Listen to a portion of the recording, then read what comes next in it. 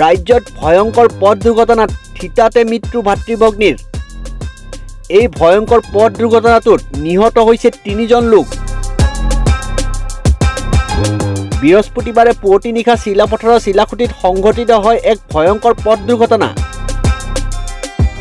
ৰৈ থকা এখন বাইকত প্ৰচণ্ড গতিৰে অহা এখন বিলাসী বাহনে খুন্দা মৰাৰ ফলত থিতাতে নিহত হয় 3গৰাকীকৈ লোক। নিহত 2গৰাকী সম্বন্ধত ভাতৃভগ্নী বুলি জানিব পৰা গৈছে।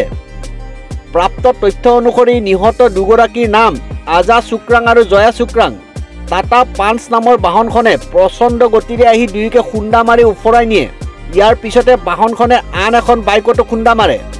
বাইকখনৰ আৰোহীগৰাকীও নিহত হোৱাৰ লগতে গুৰুতৰভাৱে আহত হৈছে বাইকৰ পিছফালে থকা লোকজন।